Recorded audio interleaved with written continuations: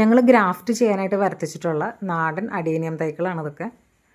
ഏകദേശം 200ഓളം പ്ലാന്റ്സ് നമ്മളിപ്പോൾ ഈ ഒരു ബാച്ചായിട്ട് വരുത്തിച്ചിട്ടുണ്ട്. ഇതിൻ്റെ ഒരു അൺബോക്സിങ് നമുക്ക് കാണാം. കണ്ടോ, ഇതുപോലെയുള്ള വലിയ 3 ബോക്സുകളിലായിട്ടാണ് ഈ 200 പ്ലാന്റ്സും വന്നിട്ടുള്ളത്. ഇതിൻ്റെ ബോക്സുകളൊക്കെ ഒന്ന് ചുളുങ്ങിയ പോലെ ആയിട്ടുണ്ട്.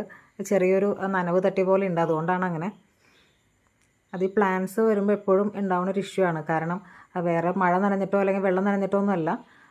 ഈ പ്ലാന്റ്സ് ഇങ്ങനെ തിങ്ങിയതിൻ്റെ ഉള്ളിലിരിക്കുമ്പോൾ, ലൈവ് പ്ലാന്റ്സ് അല്ലേ, അതങ്ങനെ തിങ്ങിയിരിക്കുമ്പോൾ അതിൻ്റെ ഒരു ഈർപ്പം തട്ടിയിട്ടാണ് ഈ ബോക്സുകളൊക്കെ ഇങ്ങനെ ഒരു നനവ് വരുന്നത്. കണ്ടോ, അത് പെട്ടെന്ന് കീറുമ്പോൾ തന്നെ കട്ട് ചെയ്യാതെ തന്നെ പല ഭാഗം അങ്ങനെ പെട്ടെന്ന് കീറിയെടുക്കാൻ ഭാഗത്തിന് കിട്ടുന്നുണ്ട്. ലൈവ് പ്ലാന്റ്സ് വരുമ്പോൾ എപ്പോഴും ഈ ഒരു ഇഷ്യൂ ഉണ്ടാവും.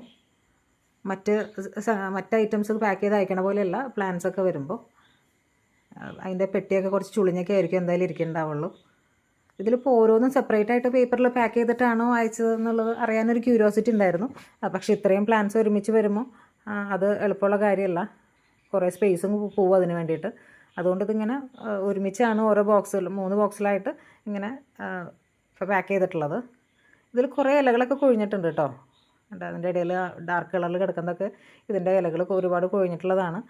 പലതിൻ്റെയും ആ ടിപ്പിലുള്ള ഇലകൾ മാത്രമേ ഉള്ളൂ, ബാക്കി ഇലകളെല്ലാം കൊഴിഞ്ഞിരിക്കുകയാണ്. ചിലത് ഒട്ടും ഇലയില്ലാത്ത, ഒരു ഇല പോലും ഇല്ലാതെ കൊഴിഞ്ഞിട്ടുണ്ട്. പക്ഷേ അടീനിയത്തിനെ സംബന്ധിച്ച് ഇതിൻ്റെ ഇലകൾ കൊഴിയുന്നതൊന്നും പ്ലാന്റ്സിനെ അങ്ങനെ കാര്യമായിട്ട് ബാധിക്കില്ല. ഇപ്പോൾ ഒരാഴ്ചയൊക്കെ പ്ലാന്റ്സ് ഇങ്ങനെ മണ്ണിൽ നിന്ന് മാറ്റി വെച്ച് കഴിഞ്ഞാലും അതിന് ഫുൾ ഇലകൾ പോയാലും നമ്മൾ റിപ്പോർട്ട് ചെയ്ത് കഴിഞ്ഞാൽ തിരിച്ചും നല്ല സ്ട്രോങ് ആയിട്ട് ഇലകളൊക്കെ വന്ന് പ്ലാന്റ്സ് നല്ല ഉഷാറായിക്കോളും. ഒരു നല്ല ഹെൽത്തി ആയിട്ടുള്ള പ്ലാന്റ്സ് ആണ് കേട്ടോ. അത് നമ്മൾ ചില സമയത്ത് ഗ്രാഫ്റ്റ് ചെയ്ത് വാങ്ങിക്കുന്ന പ്ലാന്റ്സ് തീരെ ചെറിയ പ്ലാന്റ്സിലായിരിക്കും ചിലപ്പോൾ ഗ്രാഫ്റ്റ് ചെയ്തിട്ടുണ്ടാവുക. അപ്പോൾ അത് ഒട്ടും ഹെൽത്തി അല്ലാത്ത പ്ലാന്റ്സ് ആയിരിക്കും. കുറേ നാളുകൾ ഇരുന്ന് കഴിഞ്ഞാലും നല്ല ഭംഗിയിൽ ഫ്ലവേഴ്സ് വരാനൊക്കെ ബുദ്ധിമുട്ടായിരിക്കും. പക്ഷേ ഇതൊക്കെ നല്ല കണ്ടോ, തണ്ടുകളൊക്കെ നല്ല കനമുള്ള പ്ലാന്റ്സ് ആണ്.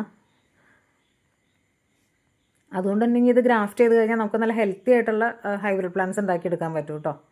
തീരെ കനം കുറഞ്ഞ ചെറിയ പ്ലാന്റ്സൊക്കെ ആകുമ്പോൾ നമ്മൾ ഗ്രാഫ്റ്റ് ചെയ്യുമ്പോൾ ഒട്ടും ഹെൽത്തി അല്ലാത്ത രീതിയിലുള്ള പ്ലാന്റ്സ് ആയിരിക്കും നമുക്ക് കിട്ടുള്ളൂ. കണ്ടോ, ഓരോന്നെല്ലാം നല്ല ഹെൽത്തി ആയിട്ടുള്ള പ്ലാന്റ്സ് തന്നെയാണ് കേട്ടോ. പിന്നെ നമുക്ക് ഗ്രാഫ്റ്റ് ചെയ്യാൻ കൂടുതലും നല്ലത് സിംഗിളായിട്ടുള്ളൊരു സ്റ്റെം വന്നിട്ടുള്ള പ്ലാന്റ്സ് തന്നെയാണ്. ഇതുപോലെ ഒരുപാട് സ്റ്റെമ്മൊക്കെ ബ്രാഞ്ചസൊക്കെ ഉള്ളതൊക്കെ ആണെങ്കിൽ നമുക്ക് ഗ്രാഫ്റ്റ് ചെയ്യാൻ ബുദ്ധിമുട്ടായിരിക്കും.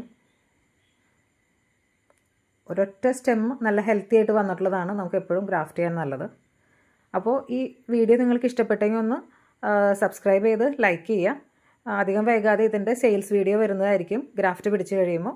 അപ്പോൾ നിങ്ങൾക്ക് പർച്ചേസ് ചെയ്യാവുന്നതാണ്.